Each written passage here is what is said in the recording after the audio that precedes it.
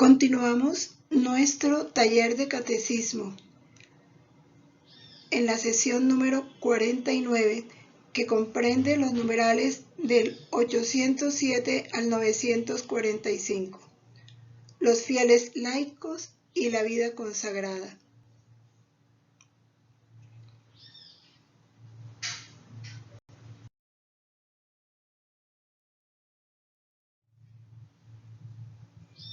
Nos unimos, Jesús, a tu divina voluntad, para que seas tú en nosotros, el que piense, el que hable, el que mire, el que glorifique al Padre, por todo y por todos.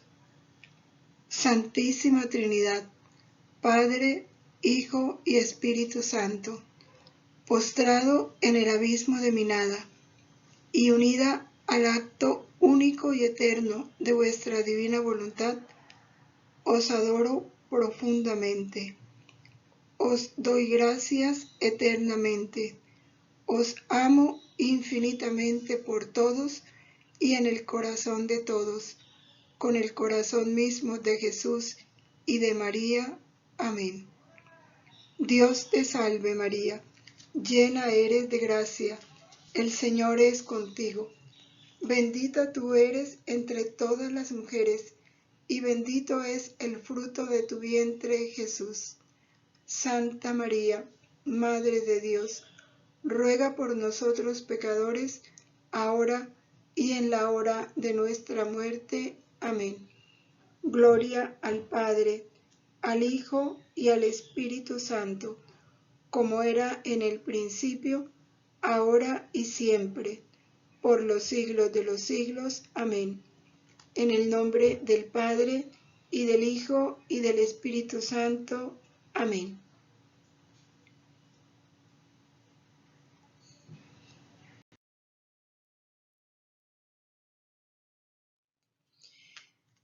Se habla mucho de los fieles laicos y que también se llaman seglares. Entonces nos podemos preguntar, ¿quiénes son los fieles laicos? ¿Quiénes son los seglares? Son esos cristianos que están incorporados a Cristo por el bautismo, que forman el pueblo de Dios y que participan a su manera de las funciones de Cristo, sacerdote, profeta y rey. Todo bautizado que no pertenezca al orden sacerdotal ni a la vida consagrada es un laico. También es un seglar. ¿Cuál es la función propia de los laicos dentro de la Iglesia? La vocación propia del laico dentro de la Iglesia es buscar el reino de Dios,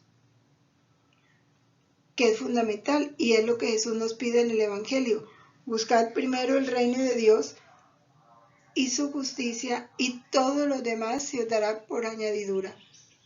Ahora, este reino de Dios lo busca a través del ejercicio de sus funciones temporales, bien sea en el hogar, como padre de familia, participando en los trabajos normales dentro de su vida profesional y ordenándolo todo según Dios.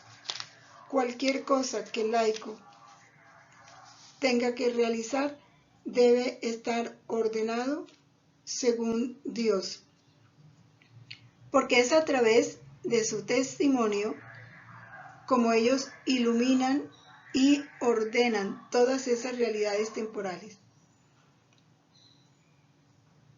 Ahora, los laicos debemos tener conciencia cada vez más clara, no solo de pertenecer a la Iglesia, como nos lo dice San Juan Pablo II, sino que tenemos que tener conciencia que somos la Iglesia.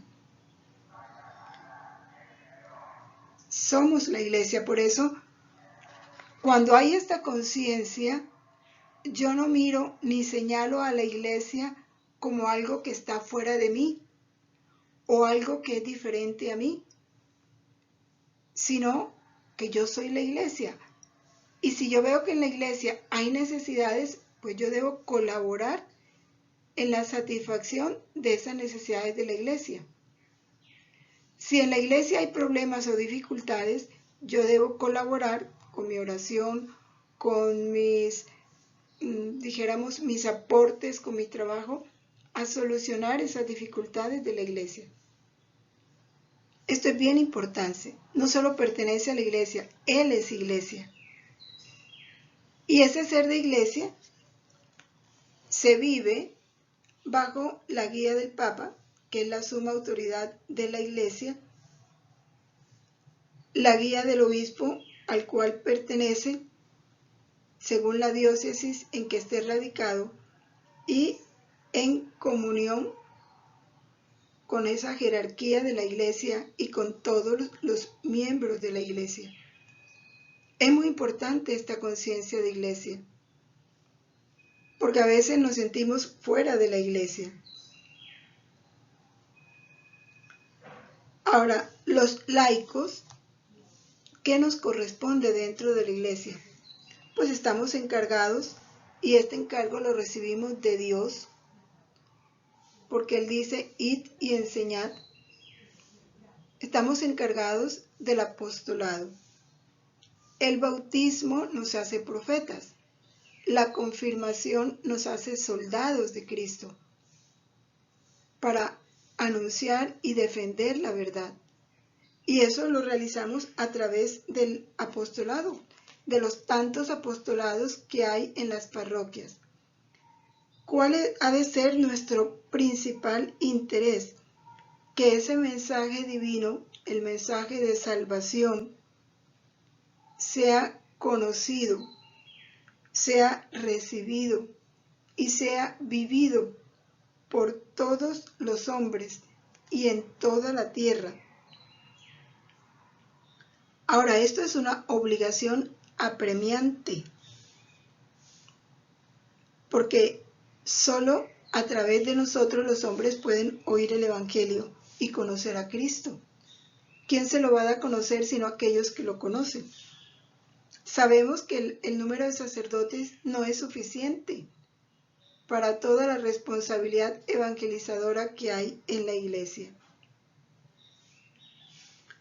Este deber apostólico, esta actividad misionera, es muy necesaria en la iglesia, porque sin la actividad, el trabajo misionero de los laicos, sin él, el apostolado que realizan los sacerdotes y los obispos no pueden tener una plena eficacia, porque ellos también tienen que administrar los sacramentos, dirigir la iglesia, y eso les ocupa un tiempo que tal vez no pueden dedicar plenamente al apostolado como sí lo pueden realizar los laicos.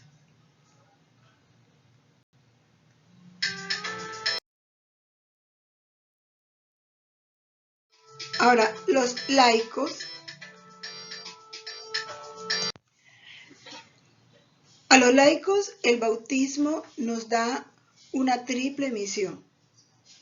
El bautismo nos hizo sacerdotes, nos hace profetas y nos constituye como reyes. Y esto porque el bautismo nos participa o nos hace partícipes de esa misión sacerdotal, profética y regia de Cristo.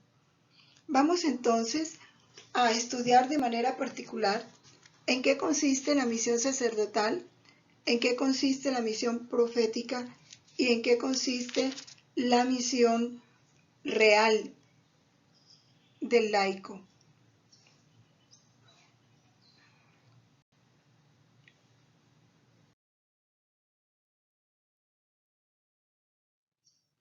Vamos a ver la misión sacerdotal. Recordemos que todo bautizado le pertenece a Cristo y que en todo bautizado se ha de prolongar la vida de Cristo. Por eso, todo laico está consagrado a Cristo por el bautismo, ha sido ungido por el Espíritu Santo y por tanto están llamados y preparados para producir ese fruto abundante de que nos habla Juan 15:5, dada nuestra unión con Cristo. Por tanto, en todas nuestras obras, oraciones, las actividades apostólicas, la vida conyugal, la vida familiar, el trabajo diario que se realiza, el descanso, las actividades espirituales y corporales, todas esas obras, si se realizan en el Espíritu. ¿Qué significa realizadas en el Espíritu? O sea, unidas a Cristo, porque nuestra vida está unida a Cristo. Y esa unión se ha de realizar con la intención. ¿Cuál intención? ¿Cómo realizó Cristo sus obras? Con la intención de la gloria del Padre y el bien de las almas. Así, con esa misma intención, es que nos unimos a Cristo. Hacemos nuestras sus intenciones, su mismo espíritu, para con Él ofrecer todo, incluso las molestias de la vida, para la gloria del Padre y el bien de las almas. Si todo aquello que nos incomoda, que se vuelve sufrimiento, tribulación o prueba, se lleva con paciencia, se convierte en sacrificios espirituales agradables a Dios por Jesucristo. Esa es la condición, llevarlos con paciencia, con fe, como verdadero sacrificio espiritual agradable a Dios por Jesucristo. Y el valor de estos actos, que podemos llamar cruz, lo adquiere cuando los ofrecemos con Cristo en la Eucaristía y cuando nos ofrecemos con Cristo en la celebración eucarística, uniéndolos a la ofrenda que Cristo hace de sí mismo en cada misa. Entonces nos convertimos en verdaderos adoradores. Adoradores en espíritu y en verdad. Y ese ofrecimiento de todo nuestro ser y de toda nuestra vida en Cristo, con Cristo y por Cristo al Padre, hace que podamos consagrar el mundo y consagrarnos nosotros mismos a Dios. Por eso cada Eucaristía, vivida como es una ofrenda permanente, nos convierte en ofrenda permanente. Y como ofrenda permanente, nos hacemos adoradores permanentes. ¿Sí? Y hace de nuestra vida una consagración permanente al Padre. Y eso pues le da un valor infinito. Dice el Catecismo en el numeral 903 que los laicos, si tienen las cualidades requeridas, eso es importante, si tienen las cualidades requeridas, porque a veces queremos participar sin tener las cualidades requeridas, pueden ser admitidos en algunos ministerios. ¿Cuáles ministerios? Por ejemplo, el lectorado, el acolitado, donde la necesidad de la iglesia lo requiera. También cuando no hay ministros, porque hay algunos lugares donde los sacerdotes son muy escasos y a veces pasa un año sin que llegue un sacerdote a ese lugar. Entonces allí los laicos, por supuesto, designados y preparados por la iglesia, pueden suplir esas necesidades de los ministros en algunas funciones. Por ejemplo, pueden ejercer el ministerio de la palabra, pueden presidir las oraciones litúrgicas, pueden administrar el bautismo, dar la Sagrada Comunión según las prescripciones del derecho canónico. Pero de una manera particular, esta misión sacerdotal la realizan los laicos en sus hogares, participando de esa misión de santificación. ¿Cómo? Impregnando de espíritu cristiano su vida conyugal, su vida familiar, haciendo de su hogar una verdadera iglesia doméstica, donde los padres realizan el oficio de sacerdotes, sacerdotes que enseñan, sacerdotes que administran, que santifican, procurando una verdadera educación cristiana de los hijos. Si ellos desde pequeños van inculcando en los hijos esa verdad, la van sembrando, la van enseñando a vivir con su ejemplo y con su palabra, pues van encaminando a los hijos por un verdadero camino de santidad. Ese es el fin principal y de esa manera se realiza la misión sacerdotal.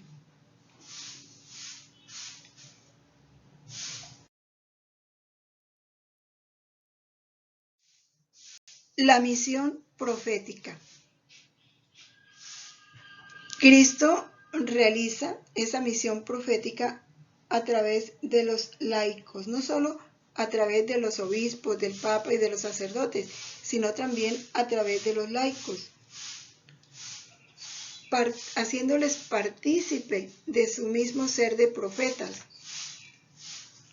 Los hace testigos a través de una vida ejemplar. Les da el sentido de la fe y la gracia de la palabra.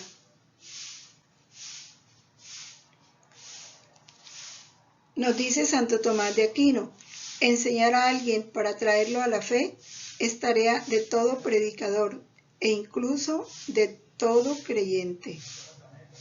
Enseñar a alguien para traerlo a la fe. Todo apóstol busca ocasiones para anunciar a Cristo, el verdadero apóstol, con el testimonio, con su palabra, tanto a los no creyentes como a los fieles. Y esto es muy importante tenerlo en cuenta porque a veces en los hogares se descuida el anuncio de la palabra en aquellos que trabajan con nosotros. La persona que nos ayuda en los oficios de la casa, el jardinero, el que conduce el automóvil, también ellos merecen que se les anuncie el Evangelio, así no sean creyentes. Hay que anunciar la palabra. Dice el numeral 2472, el deber de los cristianos de tomar parte en la vida de la Iglesia los impulsa a actuar como testigos del Evangelio y de las obligaciones que de él se derivan. Este testimonio es transmisión de la fe en palabras y obras. Dar testimonio es un acto de justicia que se establece o da a conocer la verdad. ¿De qué manera también se participa de esa misión profética? Prestando su colaboración en la formación catequética, en la enseñanza de las ciencias sagradas y en los medios de comunicación social. Manifestando a los pastores y a los fieles su opinión sobre aquello que pertenece al bien de la Iglesia. No debemos callar cuando podemos dar a conocer la verdad o manifestar una opinión que sabemos que puede dar una luz. Porque si pudiéndolo decir no lo decimos, pues es un silencio culpable, ¿verdad? Porque tal vez por no decirlo no hacemos caer en cuenta de la verdad.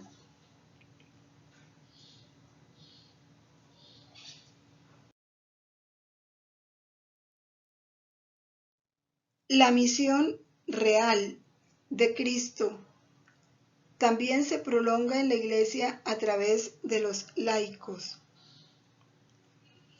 Hay que entender, porque el bautismo nos hace reyes, pero ¿cuál es el reinado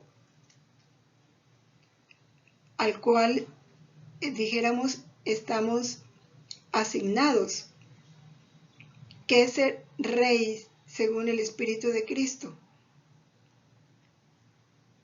Los laicos, dice el Catecismo, participan en la misión regia de Cristo porque reciben de Él el poder de vencer el pecado en sí mismos y en el mundo. El dominio sobre nosotros mismos es el verdadero reinado, y el dominio sobre los enemigos del alma, que son demonio, mundo y carne. San Ambrosio dice: el que somete su propio cuerpo y domina su alma, sin dejarse llevar por las pasiones, es dueño de sí mismo. Se puede llamar rey, porque es capaz de gobernar su propia persona. Es libre e independiente, y no se deja cautivar por una esclavitud culpable. No, el que sigue su propio capricho, su propia voluntad, es el rey. El verdadero rey es capaz de gobernar su propia persona. Se hace libre de toda esclavitud, de todo vicio, de todo pecado.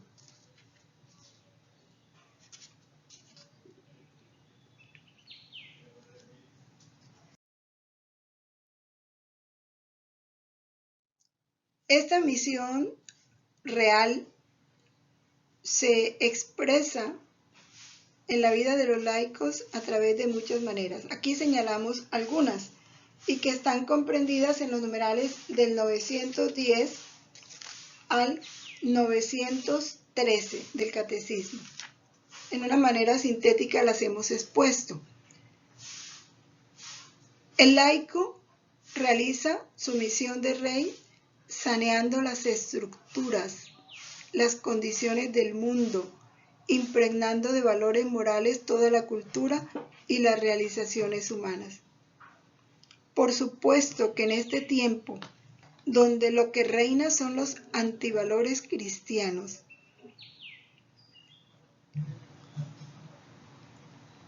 es difícil para el laico, porque le toca caminar contracorriente. Y ese caminar contracorriente, pues lo expone a las críticas, a las enemistades, a las burlas, a la discriminación. Vamos al caso de las modas, los tatuajes, todo eso es anticristiano. Esas modas tan impúdicas, en donde la mujer más es lo que se desviste que se viste, igual los hombres, que ya están muy afeminados en su forma de vestir. El hecho de seguir a la moda es una esclavitud. Ya es una esclavitud, yo verme obligado a estar a la moda. El no tener la fuerza para ir contra las modas que sé que no reflejan un verdadero espíritu cristiano. Esa es una manera de sanear las estructuras. Cuando con valentía, a través de su testimonio, se muestra oposición a todo eso que el mundo, enemigo de Dios, le propone al hombre. Los profesionales están obligados a impregnar de valores morales la cultura, las realizaciones humanas, el trabajo que realizan. Diseñadores, periodistas, artistas, con sus canciones, con sus películas, con sus producciones. Ahí es donde se ve el verdadero católico. Pero no se puede concebir un católico, un artista católico, en cuyas canciones se reflejen antivalores por el contenido de esas canciones. Hoy hay una cosa que está imperando mucho y es en la parte de la lujuria. Las canciones están llenas de lujuria, las novelas están llenas de lujuria, de pecado. Los productores, si son católicos, debieran buscar más cultivar valores que mostrar antivalores. ¿De qué manera? Y esto es bien importante porque esto va en todos los campos de la profesión, en los médicos, en las enfermeras, en los cantantes, en los artistas, en los diseñadores, en los mismos padres de familia, en la educación de sus hijos. También realizan su profesión de reyes colaborando con sus pastores en el servicio de la comunidad eclesial para el crecimiento y la vida de ésta. ¿Por qué? Porque Jesús lo dijo: el que quiera ser el mayor, pórtese como el menor y el servidor de todos. Y el reinado de Cristo fue servicio. Y así nos toca reinar, haciéndonos siervos de esa pequeña iglesia local a la cual pertenecemos, ejerciendo ministerios muy diversos, según la gracia y los carismas que el Señor quiera concederles, a través del canto, de la predicación, de la catequesis, servicio a los enfermos. Bueno, muchos ministerios hay hoy en las parroquias. Cooperando en los concilios diocesanos o ecuménicos si son invitados, según la preparación y las capacidades que tenga cada uno. En los consejos pastorales, en los consejos parroquiales, en las tareas parroquiales, como secretarios, como contadores, ayudando en la iglesia en todo, integrando sus deberes con la iglesia y con la sociedad. No se pueden descuidar los deberes familiares por estar atendiendo los deberes eclesiales, pero tampoco que los deberes familiares nos impidan cumplir con los deberes eclesiales. Debe haber un equilibrio, una armonía. Recordando que en cualquier cuestión temporal han de guiarse por la conciencia cristiana. Importante. La conciencia cristiana. Todos estos oficios se hacen a tenor del derecho canónico, ¿no? Que es lo que da potestad para que los laicos participen en una u otra actividad. Los laicos también participan en los tribunales eclesiásticos como abogados, como psicólogos. Es mucha la colaboración que se le puede dar a la iglesia. Todo laico es a la vez testigo, es instrumento vivo de la misión de la iglesia misma según el don de Cristo. Y los laicos tienen que aprender a distinguir cuidadosamente hasta dónde pueden llegar, porque también hay un gran error, y es que a veces los laicos se quieren tomar el papel del sacerdote y no es así. Hoy, algunas veces de una manera chistosa, se habla de las párrocas, porque es que a veces los consejos parroquiales o las personas que ayudan al sacerdote en el templo se van constituyendo autoridad y van tomando determinaciones y dando órdenes por cuenta propia sin tener esa autoridad. La autoridad en una parroquia es el párroco y él debe ser consultado y son sus determinaciones las que se deben comunicar, no lo que al laico le parece, ni tampoco contradecir al párroco porque lo que el párroco decidió no me gusta. Ahí está el testimonio de obediencia y de humildad. Eso es importante. porque la mayoría de veces los conflictos que se dan en los grupos parroquiales es por eso, porque no hay la humildad para someterse a la autoridad del párroco. Es que yo no debo obedecer solo en lo que me gusta. Yo debo obedecer en todo, menos en lo que sea pecado. Es en lo único en lo que yo puedo oponerme a obedecer, en lo que es pecado. De lo contrario, yo debo obedecer, así me parezca, según mi criterio, absurdo.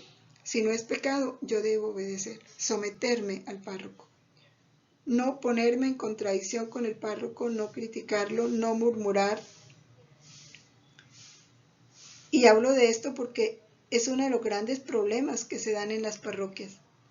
Y los conflictos entre los laicos que colaboran con el párroco provienen de esto, de no querer someterse, no querer rendir su criterio, cada uno imponer su propio criterio. Que nuestro testimonio de laicos realmente sea tan transparente, tan conforme a la medida del don de Cristo y a la exigencia del Evangelio, que podamos ser una verdadera colaboración a la Iglesia, que ayudemos al verdadero crecimiento de la Iglesia, crecimiento exterior y crecimiento interior.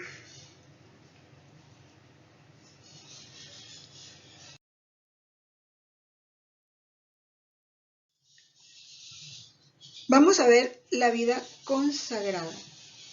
Empieza a partir del numeral 914 del Catecismo. ¿A qué se llama vida consagrada? La vida consagrada es un estado de vida, así como el casado es un estado de vida, el soltero es un estado de vida, el sacerdote es un estado de vida, el viudo es un estado de vida, la vida consagrada es un estado de vida. ¿En qué consiste? En la profesión de los consejos evangélicos.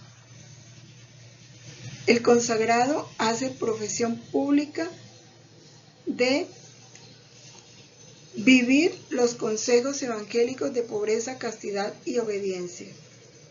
La vida consagrada no pertenece a la estructura jerárquica de la Iglesia,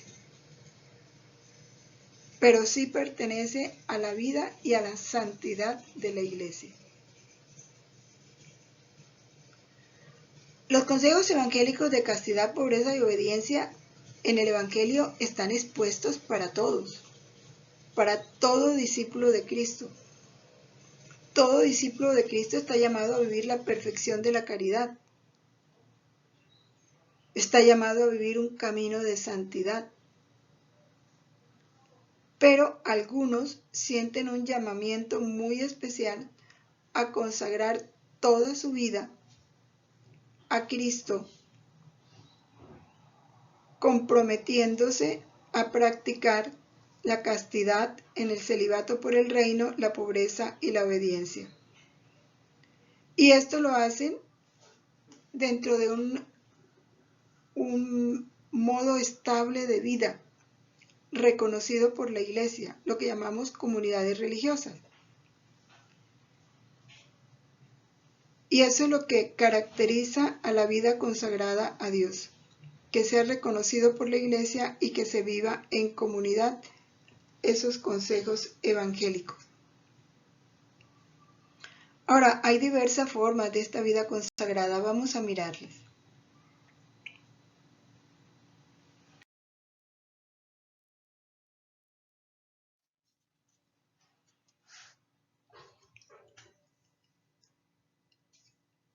Dice el numeral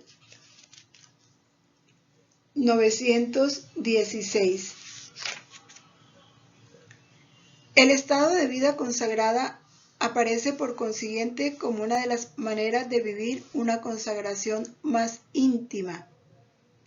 Tiene su raíz en el bautismo y se dedica totalmente a Dios. Eso lo dice la Constitución Perfecte Caritatis del Concilio Vaticano II, que está dedicada a la vida consagrada. En la vida consagrada los fieles de Cristo se proponen, bajo la moción del Espíritu Santo, seguir más de cerca a Cristo, entregándose a Dios amado por encima de todo, persiguiendo la perfección de la caridad en el servicio del reino, significar y anunciar en la Iglesia la gloria del mundo futuro. Significar. El religioso está llamado a con su vida anunciar ese mundo futuro. Porque despreciando el mundo, todas las cosas materiales, están anunciando esa vida de cielo, donde lo único que importa es la unión con Cristo. Y eso lo pueden anunciar de una manera específica, profesando públicamente esos consejos de pobreza, castidad y obediencia. De pobreza, porque con eso, dijéramos, se ataca, se muestra claramente la oposición a todo apego material, sobre todo al dinero, y la confianza en la providencia divina. Con la castidad, esa entrega totalmente a Dios, renunciando a todo placer del cuerpo, para consagrarse a Dios, porque no es porque el matrimonio sea malo, sino porque estando libre de todo compromiso de esposo y de hijos, puede dedicarse más a la extensión del reino de Dios. Y la obediencia, que es de los más fuertes, porque con la obediencia se renuncia totalmente al mayor apego que tiene el hombre, que es a su propia voluntad, a su propio criterio, a sus propios gustos.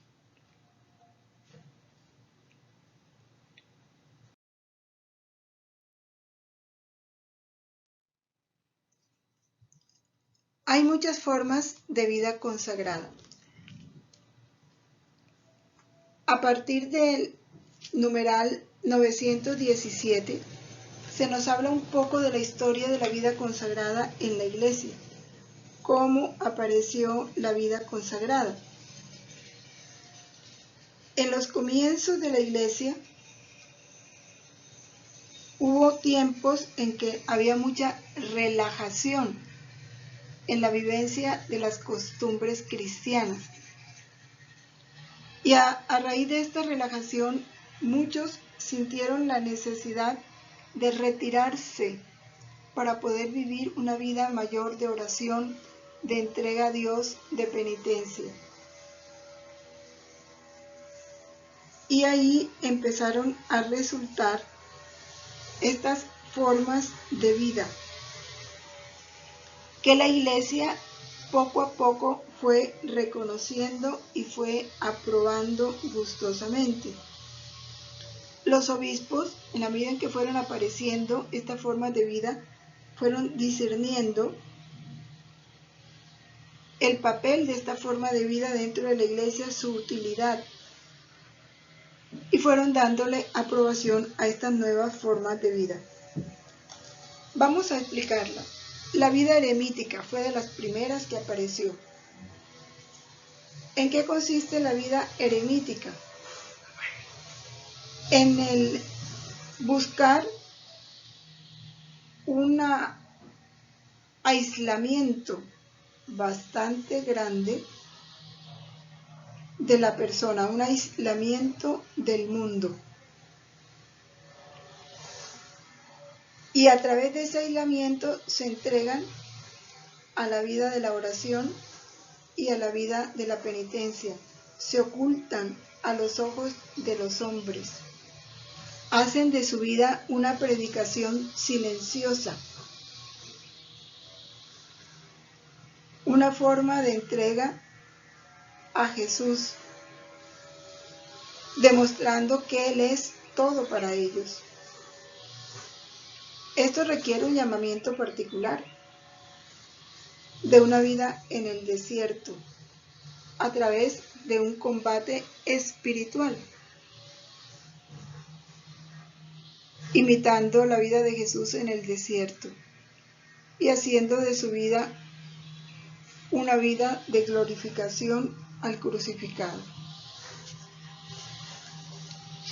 Luego las vírgenes y viudas consagradas. Posteriormente, después de la vida levítica, fueron surgiendo algunas mujeres vírgenes cristianas llamadas por el Señor a consagrarse enteramente a Él, con una libertad mayor de corazón y de cuerpo y de espíritu.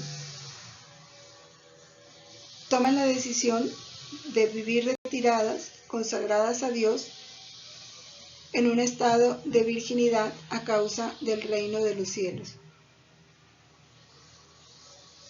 Después de las vírgenes también surgieron viudas, cuando ya, dijéramos, ya estaban libres de sus deberes de esposa y de hijos, ya sea porque el esposo se murió, los hijos ya cada uno formó su hogar.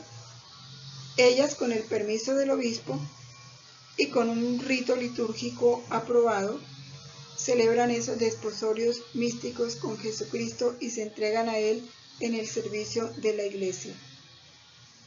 A través de este medio, este rito solemne, el obispo las consagra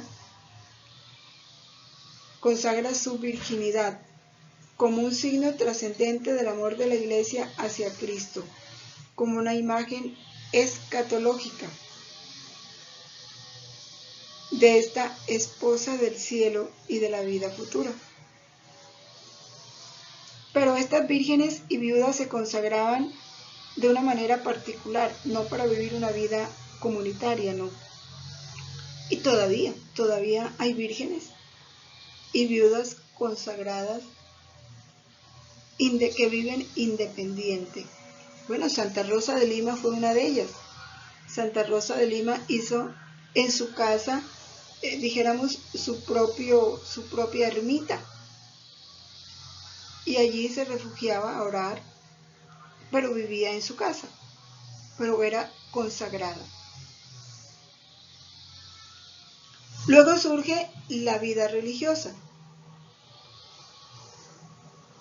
La vida religiosa nació en Oriente, en los primeros siglos del cristianismo. Ya la vida religiosa también implicaba la consagración de vírgenes o de viudas, pero dentro de un instituto canónicamente erigido por la Iglesia.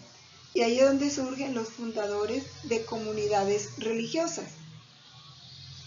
Y son muchísimos. Muchísimos.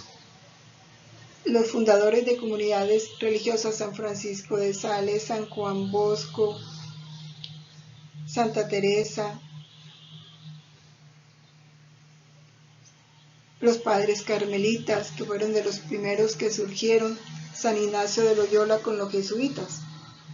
La vida religiosa se distingue de las otras formas de vida consagrada, la eremítica o los anacoretas, que también vivían en el desierto separados unos de otros, por el aspecto cultural, por la profesión pública de los consejos evangélicos, por la vida fraterna llevada en comunidad y por el testimonio dado de la unión de Cristo y de la Iglesia. Sobre todo, la profesión pública de los consejos evangélicos, porque lo tienen que hacer públicamente. En cambio, las vírgenes y las viudas consagradas de antes lo hacían en particular con el obispo, y su vida comunitaria. Eso es lo que más constituye una vida religiosa: la profesión de los consejos públicos y la vida comunitaria.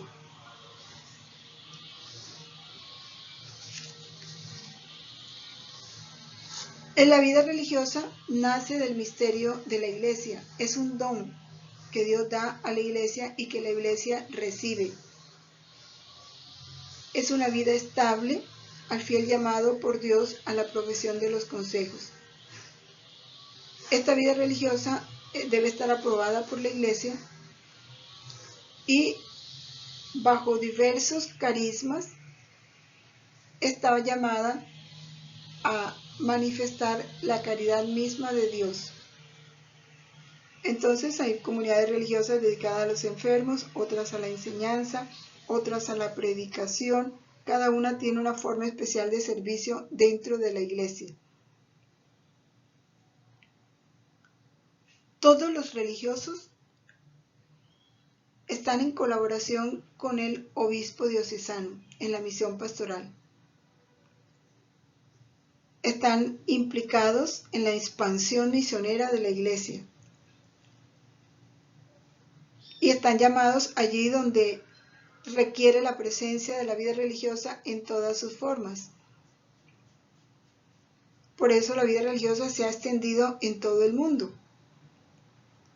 Ahora, la vida religiosa la hay de dos formas: la vida activa y la vida contemplativa. Los religiosos de vida activa son aquellos que trabajan en los diferentes campos del apostolado, como predicadores, como misioneros, como catequistas, como profesores en el campo de la salud.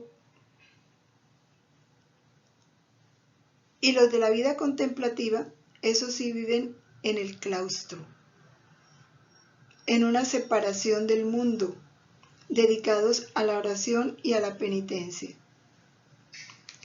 Hay otras formas de vida consagrada, como los institutos seculares y las sociedades de vida apostólica.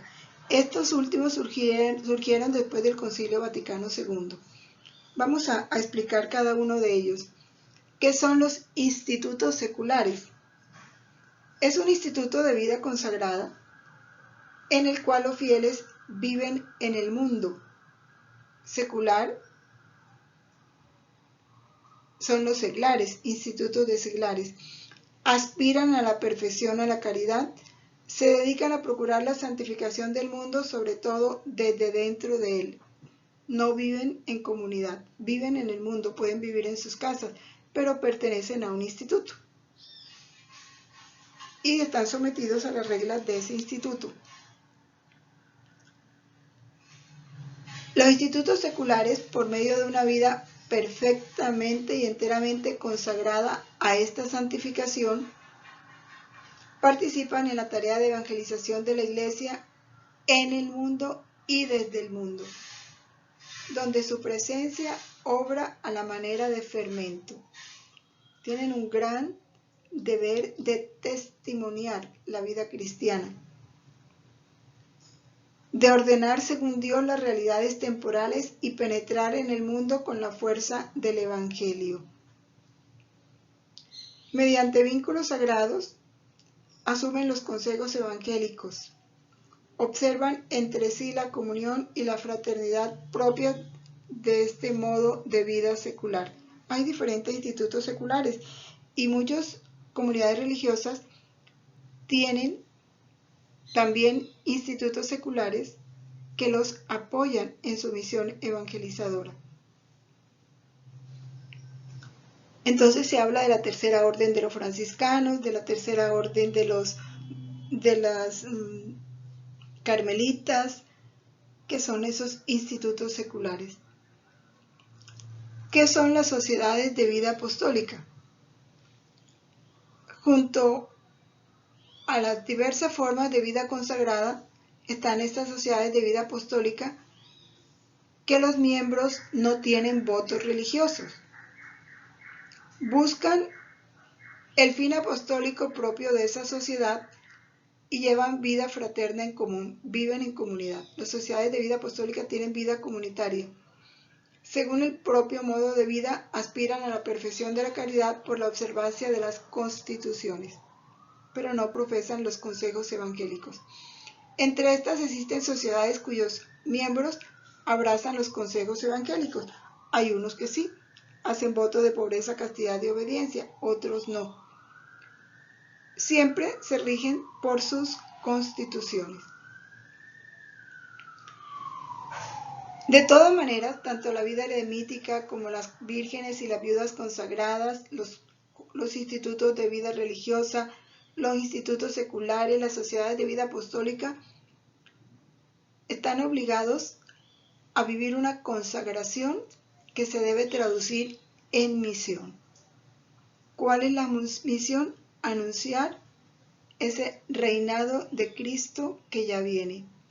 Anunciar la realización, el cumplimiento de lo que pedimos en el Padre Nuestro. Venga a nosotros tu reino. Todos fueron consagrados por el bautismo a Dios. El bautismo nos entrega a Cristo, nos hace buscar y amar a Cristo por encima de todo, a servir dentro de la iglesia. A través de estos diferentes modos de vida consagrada, la iglesia manifiesta y muestra la obra del Espíritu Santo en ella, porque es el Espíritu Santo el que ha suscitado estos diferentes modos de vida. Todos estos institutos tienen como primera misión vivir su consagración. Es fundamental. Pero dentro de la vivencia de esta consagración está la realización de la misión, contribuyendo de modo especial a la tarea misionera, según el propio modo de cada instituto. Porque también los de vida contemplativa tienen que ejercer esa misión misionera, ya dentro de su claustro, pero no por eso dejan de ser misioneros.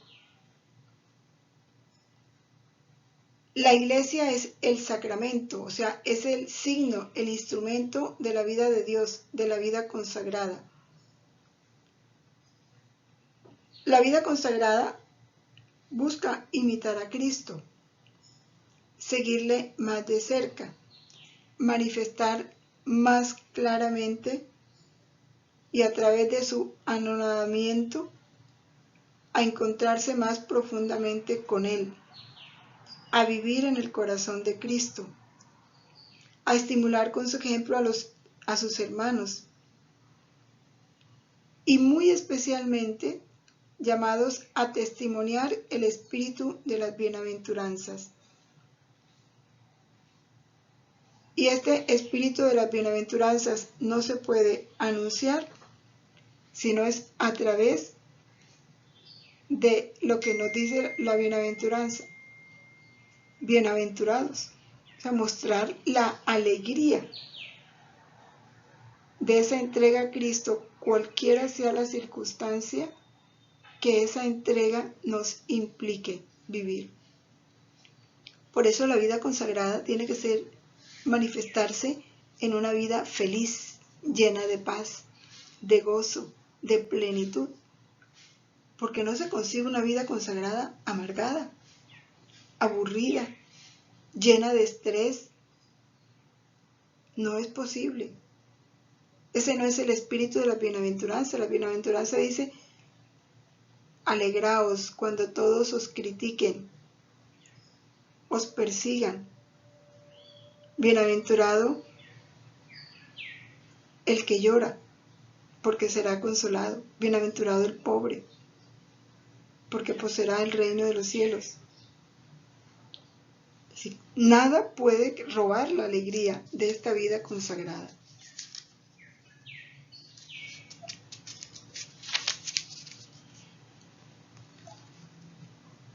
Este testimonio debe ser público, discreto, sí, pero público. ¿Sí? Tiene que arrastrar a otros a llevar una vida más unida a Cristo. El estado religioso manifiesta mucho mejor a todos los creyentes los bienes del cielo, ya presentes en este mundo. El testimonio de la vida nueva y eterna adquirida por la redención de Cristo y anuncia ya la resurrección futura y la gloria del reino de los cielos. Eso lo dice la Constitución Perfectae Caritatis del Concilio Vaticano II.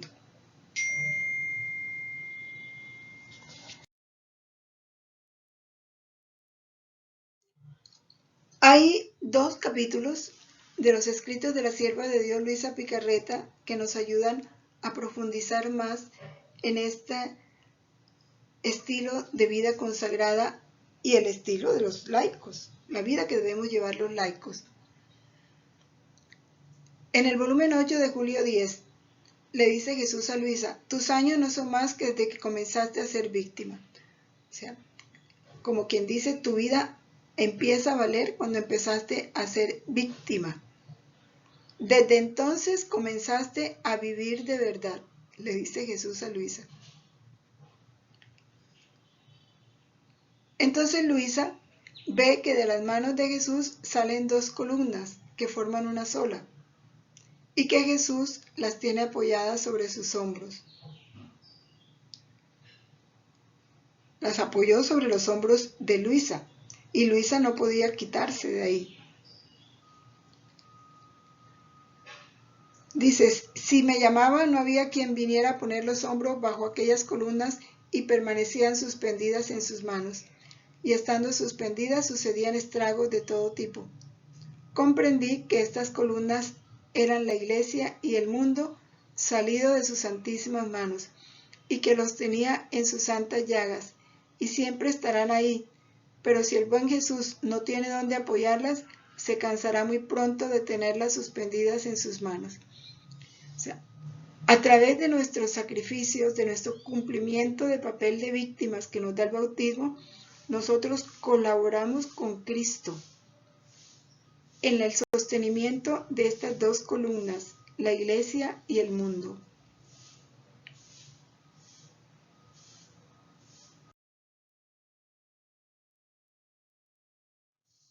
Luisa fue una laica consagrada, una virgen consagrada a él. Vivió en su casa, vivió una vida especial pero consagrada a Dios. Y por eso me ha parecido importante anotar aquí las 4 reglas que Jesús le dio a ella desde el volumen 1 para que fuera viviendo esa vida consagrada a Él.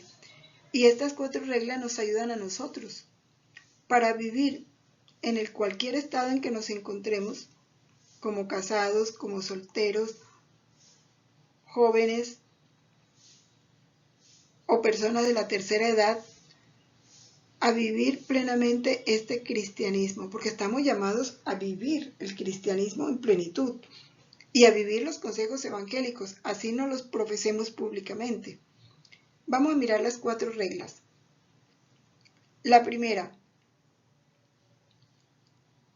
total desapego de todo lo creado y hasta de mí misma, debiendo vivir casi en un perfecto olvido de todas las cosas, para que mi interior se dispusiera a tener siempre fijo su dulce recuerdo y un afecto vivo y palpitante de amor hacia él.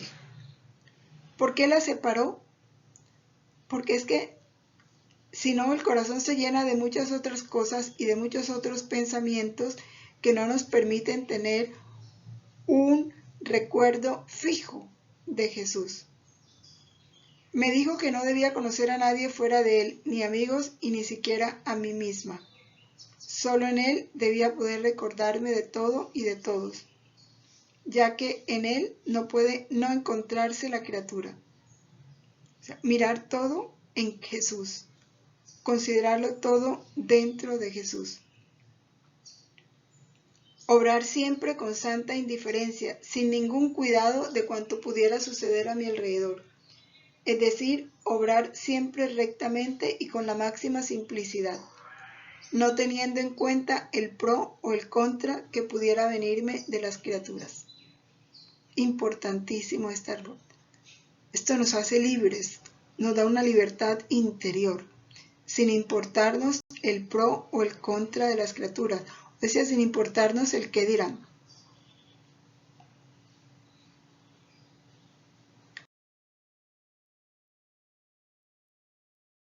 En segundo lugar, me dijo que yo ya no debía vivir en mí misma, sino solamente y totalmente en Él, por supuesto, ¿no? Como lo dijo anteriormente, todo mirarlo en Él. Viviendo desapegada de mí misma, debía tener cuidado de revestirme del verdadero espíritu de fe. Procurar conocerme siempre más a mí misma para desconfiar de mi propia capacidad.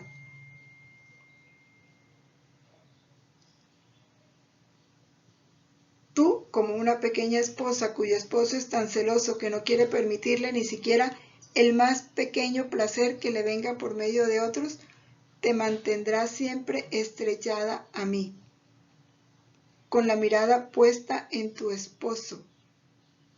Me darás pleno dominio sobre ti, ya sea que yo quiera mimarte, colmarte de carismas, de besos, de amor, o quisiera pegarte, afligirte y hacerte sufrir cualquier pena. A todo deberás someterte por amor a mí, siempre en plena libertad.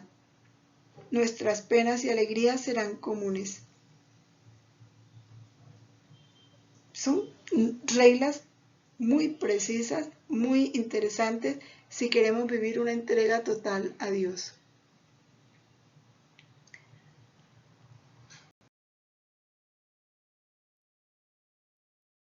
La tercera regla: no debe estar en ti tu voluntad, sino solamente la mía, que deberá dominar como un rey en su palacio real. Aquí empieza el reino de la voluntad de Dios. Solo la voluntad de Dios. Con ella actuaremos, con ella viviremos. Para poder entrar en este reino.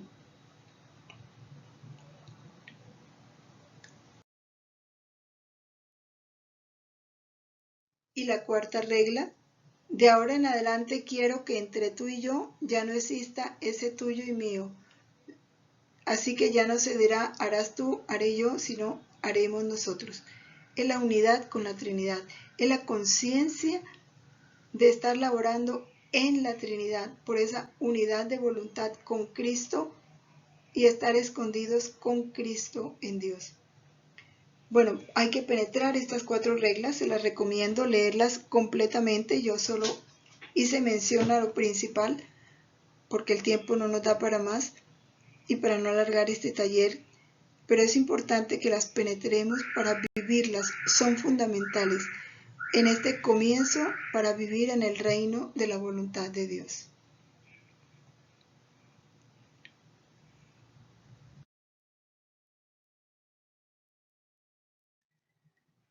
Y dice Jesús, finalmente, en la medida en que te desapegues de todo lo que no sea puramente mío, te encontrarás siempre más sumergida en mi absoluta voluntad, en la que adquirirás la plenitud de mi amor mediante el conocimiento de mi esencia. En conclusión, como dice Jesús, vive como si solo tú y yo existiéramos en el mundo. Esa es la norma que Jesús nos pide si queremos vivir realmente una vida en su voluntad.